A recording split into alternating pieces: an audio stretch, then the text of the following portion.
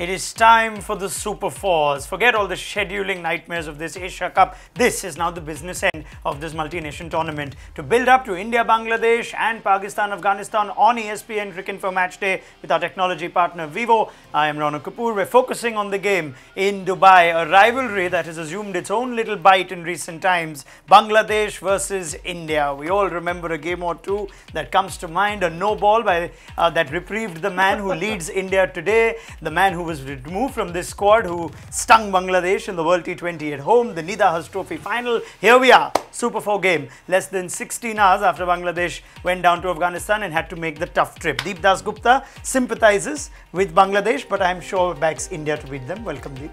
Thank you so much. Oh, what a question to start off with. Well, yeah, I mean, you're spot on with that. I mean, yeah, you do, because you've seen Bangladesh grow in the last couple of years and the talent that they have. Obviously, from that perspective, you want to see them grow. While on the other side, obviously, India, we've seen how good they've been. I mean, I think it's going to be a good game, bottom line. Back-to-back games are tough on Bangladesh, but you wouldn't tell looking at Shahriar Nafees, who looks $1 million in spite of having a late night with us yesterday, reviewing the Afghan-Bangladesh game. Welcome, Shahriar. Good to have you. Big game, and yes, we know we sympathize with Bangladesh given the fatigue they've had, but they should be up for this one.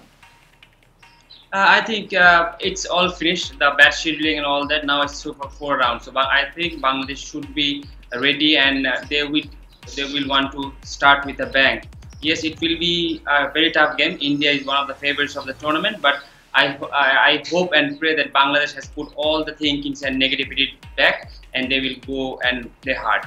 Well, if it is any reprieve for them, their fielders will not have to come out in the sun in Dubai. Their bowlers will not need to sweat it out in the first half, because Rohit Sharma has won a toss and says, for no apparent reason but the fact that they've done well chasing, they continue to chase in the Super 4 encounter. So India will bowl first, and they make one change, which is Ravindra Jadeja plays his first one-day international for India in well over a year now, in place of the injured Hardik Pandya. So that's the team for you. We did wonder whether there would be a case to bring back Khalil Ahmed under the sun and give one of the fast bowlers a bit of reprieve. None of that. No KL Rahul either. Deep Dasgupta, thoughts? I think that's fine. The only reason we thought about Khalil was if Bhuvi or Bumrah needed a break because of the heat that you mentioned. But it's obviously it's apparent that they don't need a break.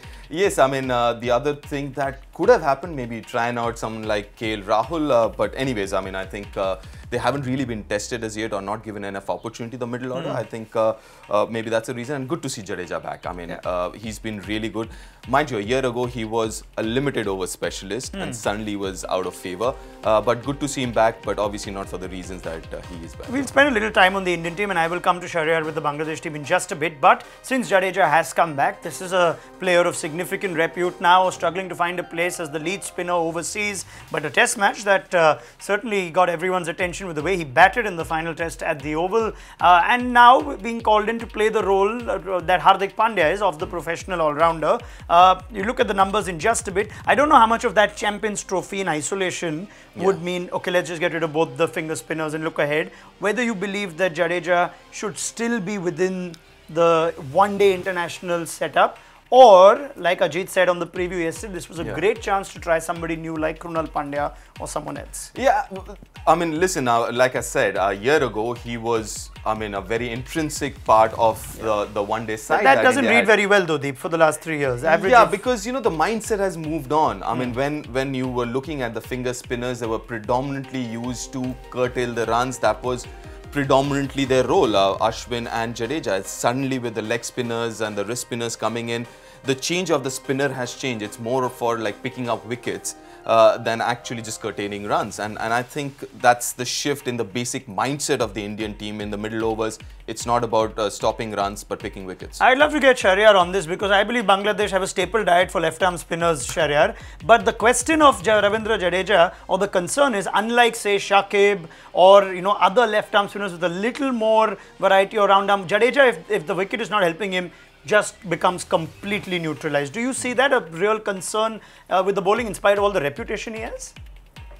No, I think I like the choice of Jadeja, because you know, you will need a number 7 player who can bowl a bit and who can bat. So if you don't take out Jadeja from the squad, then you have 6 players, 6 specialist batsmen, and then you have all the bowlers, and the other guys who are new to the team, they are not tested. Jadeja has done really well in the past. And what happens is he can contribute with the bat if he gets opportunity. And yes, if he's not taking wickets with his bowling style and pace, he can just contain the batsman from not scoring that much. I think it's a fair choice for Indian team management to give this guy a go, because he has been your premier spinner for a long time. So suddenly, yes, the role has changed for the spinners, but a player who has performed well and who has given you so many winning moments shouldn't be thrown out like that. The point that I wanted to make, you spoke about Krunal. I'm a big fan of Krunal. The thing is, what Krunal brings to the table is top order batting. Yes. If you see now, apart from Shikhar to open, in the top 6, you need, for me, I think you need a left-hander batsman. And someone like Krunal, we've seen last year in the IPL, he can play different situations pretty well. So Krunal, I think, should be part of this, the scheme of things, and should be given a chance sooner or later, because once you have a left-hander batting at number 5 or something, because every team has a leg spinner now, so you just bring in a different dimension to your top 6 batting, and obviously he can bowl. Now the issue is whether the team management thinks whether he can bowl 10 overs. Is he a 10 over bowler or not? That's the big question. For Jadeja, yes, he's a 10 over bowler. But whether with Krunal, it's a choice between Krunal or Kedar. I mean, I don't know whether it's that what the team management is thinking. All right. I've always liked Jadeja as a batsman, but somehow I don't think India have ever looked at him as a man to get runs. I'm not getting carried away with one innings at the Oval. Right. There seemed to be a coming of age but as a batter, there's a Jadeja. good reason to get carried away with that one innings, because what he showed was a lot of maturity. Yes. He did not do any he wasn't slogging. He wasn't slogging. But before that, if you look at the opportunities that he got to bat, he did not do any favors to himself the way he got out or the way he played. He was like hit or miss kind of a batsman.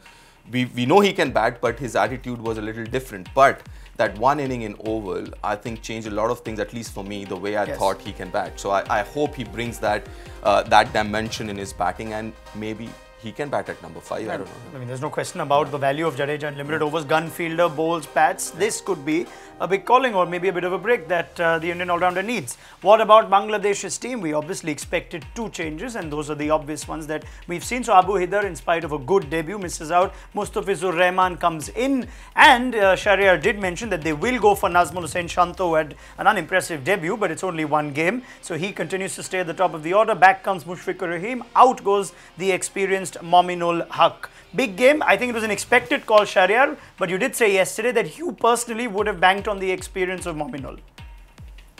I'm always a fan of experience, because it doesn't come in a short time, and Mominul has proved his worth in test matches. If a batsman can bat in test matches and score averaging 48, 49, 50, then he should be given a fair chance. Yes, this particular tournament is not the proper area to give you a proper chance, but in past we haven't done enough justice with Mominul. But fairly so, when there is a management and they backs and believes in a player, they will go for them, and that's why they have gone for Shanto. Other than that, Mustafiz comes in automatically. So it's not it's a team which we have predicted for yesterday, and it's a predictable team. Just a quick one, Shahriar. Shakib at 3 or Shakib at 5? It's a big call. It's a big call, because we have missed out of proper number 3 batsman for a long time, and we have gone for Shakib in number 3 because we were planning to play him in the 2019 World Cup. That's why we have given him that opportunity. He has been successful in number 5. I would like to see him bat number 5 every time, because all his career he has batted that area. In that case, we need to look for a new batsman who can bat number 3. So what the problem is, you have a new opening batsman, and then you have a new number 3 batsman. You are going to the World Cup, the batting lineup looks little bit unsettled. That's why Shakib is batting number 3. I don't have a problem with that, but you need a guy who contributes with the bat in the top of the innings. Yeah, I mean, I like you raised that question of the batting order, because I haven't followed all of Bangladesh cricket since the World Cup. But why is Mahmudullah not looked at as someone who can bat high if they are looking for number 3? if Shakib's preferred position is 5. Absolutely, and he's got a good number. I mean, you spoke about the World Cup. He got what 200s batting at number 3, and he bats 6. Is that a waste of his resources? I mean, because he's not bowling as well, right? I can understand you batting at number 6 and you bowling 4-5 overs every game, but he's not bowling either. So. I mean, it's kind of a luxury to have a proper batsman at number 6 in this day and age. I mean, Shahriar, what's it like? Just individuals who prefer batting at certain places? I think Mahmudullah got that 100 at, was it 4 that he was batting or 3 in the World Cup? But why is he not looked at as the man to possibly bat 3 and maybe Shakib in his comfort zone at 5? Now, basically what was happening, for a long time, Mahmudullah batted number 7. Now he has come up. He has done really well in number 7 and now he's batting number 6. In this tournament, it's okay like he's batting number 6, but I would like to see him bowling more. If he's bowling more, and then in number 7 we have got Mossadegh who can bowl off spin. So if we can take like bowl 10 overs with these 2 guys, then we can have a luxury to include another left-hand spinner in the place of Mehdi, maybe, because then you don't need 3 off spinners bowling. That will give you a more variety in your bowling attack. But at this moment, I think it's too late to make those changes. If the management is thinking about Shakib batting number 3, he will go number 3. Then Mushfiq. Then I would like to see Mahmudullah bat in that case number 5. Okay, let me come back to the toss itself now. You go with Rohit Sharma. Short sort of tournament. India play all their games in Dubai. They've won chasing. Just keep chasing. Yeah, fair enough. I think if they want to do it that way, if they see it that way, because the other important thing is chasing down. In the past, I mean, we haven't been tested as yet. This tournament has been like kind of one-sided in most of the games. Would like to see what happens if you really are chasing a decent total. Yes. And then because the other thing I would like to see is maybe MS Dhoni batting top of the order. He hasn't batted so far. I mean, he's played an innings there. But maybe because everyone else has got a few, game time. But where would you want to bat him? 4? I would like to see him at 4. I would like to see him at 4, predominantly because he really hasn't. Especially this game, because he hasn't got too much of game time as far as batting is concerned. So maybe bat him at 4 today and see how it goes. Because again, he does not play all 3 formats, and there are only what 23 games left before the World Cup, the ODIs. So maybe give him some game time and bat him up the order. One thing that is almost if you look at a non-inclusion, that will give you an idea of a conversation. Not playing KL Rahul. I thought that with Virat Kohli's absence, they might take this chance to play KL Rahul at 3, possibly see if he can find some days. But there seems to be some clarity with this Rohit Sharma-led team that he's the reserve opener. Yeah. That's all. That's where he plays. I think that's not a bad idea, because I don't think KL, as of now, is suited to bat at number 4. Unless there is another option. I don't know whether the team management exploring or not. If you're really struggling, KL Rahul at 3 and Virat at 4. You know, that is an option. I think we saw that in England in one of the games when an early wicket fell. Yeah. So that is an option that can be explored. But as you mentioned, you know, clarity is so important. And if you're clear about it, because, you know, a while back it was Ajinkya who was, you know, the third opener, and then he had to play at number 4. If there is clarity, I think that's how, because it's difficult to prepare, because you prepare differently in one day if you're playing at number 4 and differently if you're top of the order. You know, and especially if you're playing with Virat at number 4, then you have to rotate the strike and run well between wickets. So it's a different ask for a number 4, and I think you know, Ambati Rayudu is done really well to kind of cement his place. I'm very happy the way he's played in the last few games that he has. If you were Mashrafi Mortaza Shahriar, would you be relieved when you hear Rohit Sharma say we're going to have a bowl first? It will be kind of a breather, because they didn't have a very good day yesterday, and it's hot. So I think Mashrafi will be happy batting first, and then they'll get a good rest, and then they bowl. It will be a good game, I believe. Bangladesh batsmen need to take some time. If we look at Afghanistan, I have really liked how they have built their innings. They didn't go hard. These are tough conditions. They stood there, make up partnerships, and in last 10 overs they have scored their runs. So I would like to see Bangladesh bat like in that way, maybe building up partnerships. You know, the mistake that Pakistan made the other game, they wanted to score too many runs, and that's why they struggled and ended up 170 something like that against India. So yes, you are playing one of the best batting side against like India has one of the best batting side. So you don't need to go hard. You go there, take your time, build up partnerships, try to score something around 250 to 270, and be smart about your game. I think that's an excellent point Shahriar makes, just the approach and how each team should go about it first innings. Just some numbers on the venue in Dubai. We'll bring that up for you because Pakistan were guilty of probably wanting to get 600 in that game against India, and they fell a few hundreds short. But the fact remains that this is a game of more consequence. So we need to figure out what is the ideal way to go. And my God, have Afghanistan shown the way in Abu Dhabi to just measure their batting when they're batting first. Average first inning score is 214. This is the last 3 years. Conditions have been somewhat similar in recent times. And the team batting second has won 8 out of 13. So it's not heavily in favor of the team batting second. But yes, it is 8 out of 13. And the highest successful run chase is 220. Different standard of cricket, you would assume, with Ireland and Scotland, no disrespect meant. But it tells you something that you need to know as a team batting first now. Don't make the mistake Pakistan made. Absolutely, yes. And see, the good part about Afghanistan, as Shahriar mentioned, is they have so much faith in their bowling. Yes. That's exactly what they're looking for. They're looking for anything around 220, 220 plus.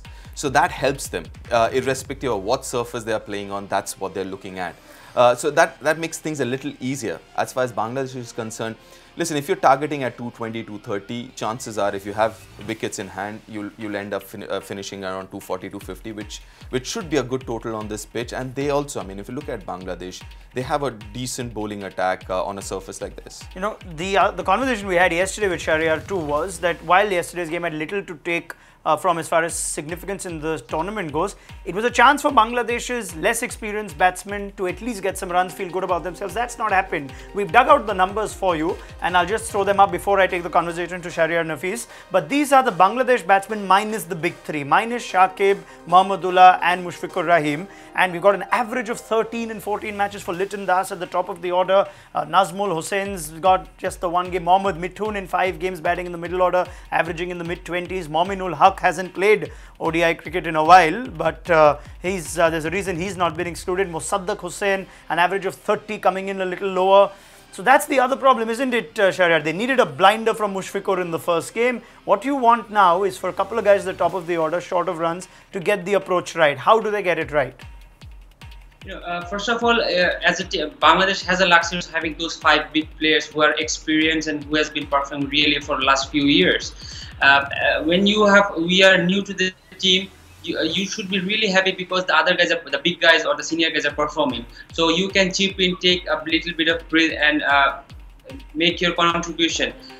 For me, the guys who are new, they shouldn't think about those numbers and all that. I think what they can do is they can believe in themselves, back their strength, because they're the big guys who are performing. So just go and help them, support them, and by doing that, you learn how to perform in those conditions and in those situations, and eventually you will become a performer. Yes, the numbers aren't great, but what I believe, the guys who are playing in the team, they're highly talented. They have done really well in the domestic tournaments. And we'll just keep that conversation going with Shahriar while we re-establish the link. But there has to be someone in the dressing room telling them now that that's exactly what you need to do. Don't aim for, just bat for 220, which means take your time as your openers. Absolutely. But you also have to be a little careful, because if the average score is around 214, and we've seen that in the first game that India played, the pitch slows down later, right? So you have to be a little proactive in the first 10-15 when the ball is still new, because the chances are you're not going to have those last 10 over 80 runs, 90 runs situation, even if you have wickets in hand. So you've got to be a little careful, and that's where I think you've got to find the right balance between attack and defense kind of a thing, and be smart about it and matured about it. To be fair, India have looked good with their bowling unit, but there are still question marks. The day Kedar Jadhav goes for say 15 in his first over, it might give the captain something to think about. Yes, and the important part is, for me, Kedar will be your 6th bowling option. He cannot be your 5th bowler. The day Kedar starts playing as a 5th bowler, because Kedar is a predominantly a batsman who can bowl, right? Of course. So suddenly you make him the 5th bowler. That's where the problem is, because for Kedar, then he's playing as a bowler, as a bowler who's expected to bowl 10. So as long as he's the 6th bowler, a batsman who can bowl, I think he will deliver more often than not. And he's got that attitude which I love. He's got that swag about him. You know, Shahriar, as someone who's, as a international cricketer who watches from home, and I know there are enough international cricketers that watch from home that cannot fathom why batsmen don't take Kedar Jadhav apart. And he only seems to be getting harder and harder to deal with every game. I think the way he bowls, probably the batsmen become a bit overconfident, because you are playing good seam bowlers like Bhuvaneshwar Kumar and Bumrah, and then you are having those Chahals and Kuldeep, and then you suddenly find Kedar Jadhav bowling. You want to go hard, and that's how he chips in and takes wickets. I totally agree with Deep that yes, he's a batsman who can bowl. If you want him to bowl 10 overs, then it will be very hard for him, and suddenly he becomes a bowler. Other than that, he has been doing good with the bat, and every captain will love the opportunity to have a player like Kedar who can bowl a bit.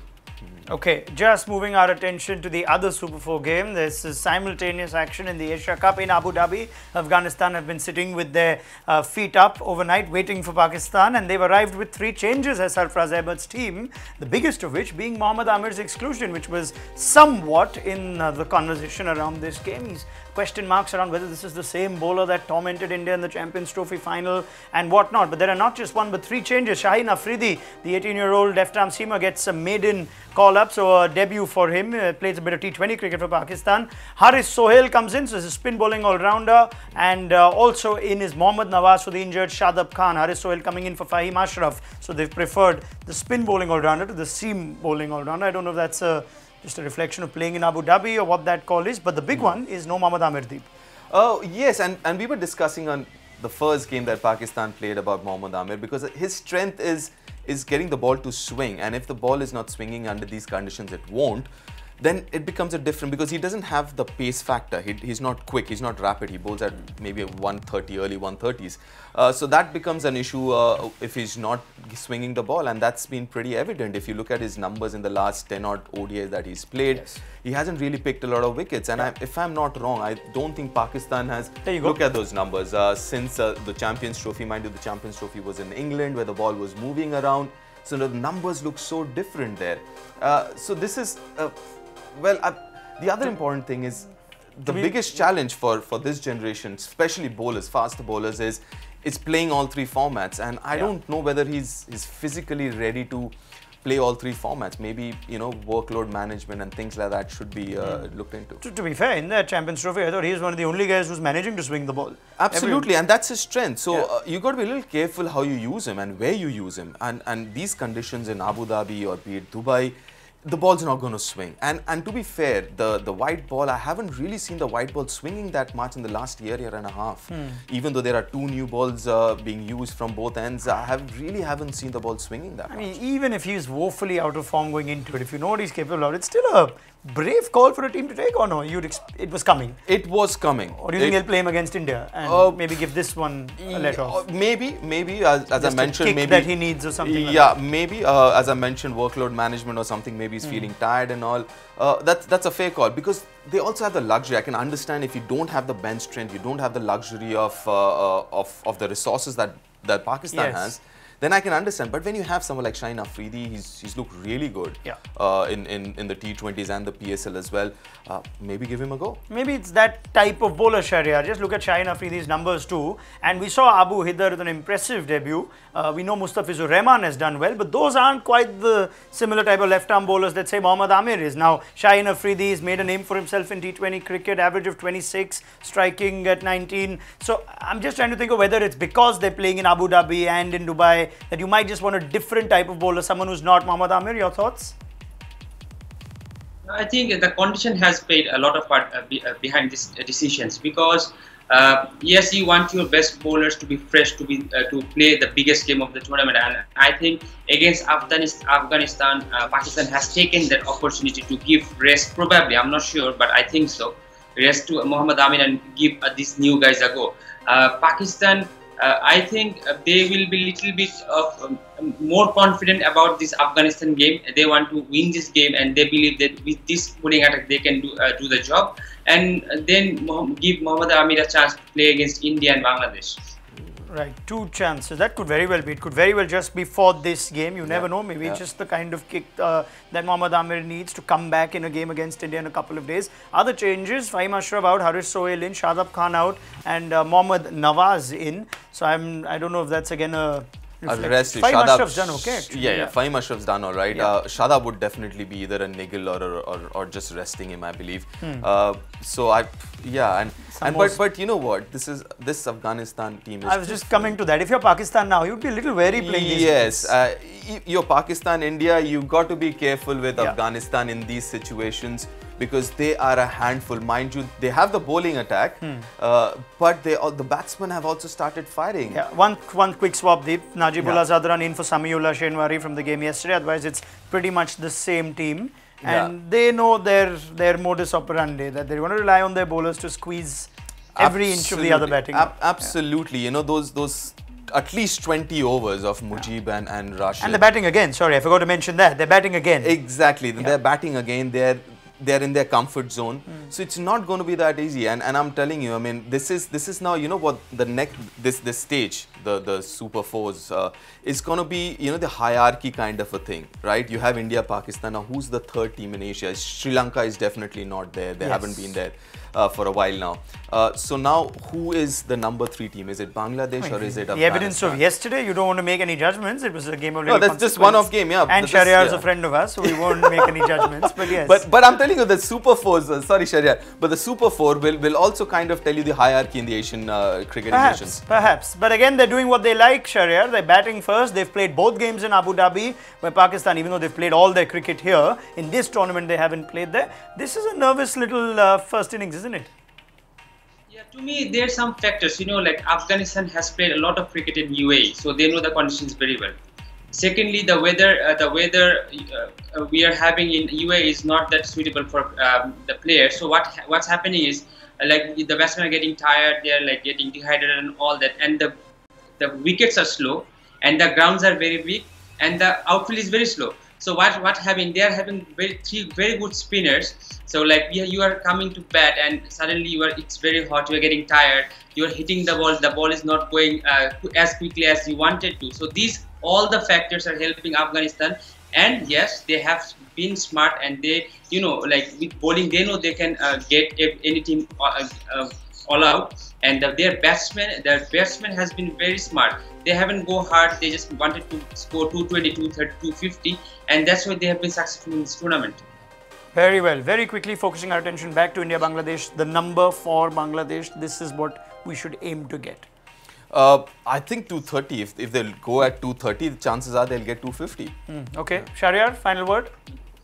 And I totally agree with Deep Das. You try to score 230 to 240, and then you can score 260, I think. Very well. Let's see where they get and how close they get. Shahriar Nafees has to answer his door, and Deep Dasgupta will join me with a chat with him at halftime. Thank you very much, gentlemen. We will see you at halftime. Then 2 games. ESPNcricinfo's mobile app will keep you up to date with both. Join us at halftime for ESPNcricinfo Match Day with our technology partner Vivo.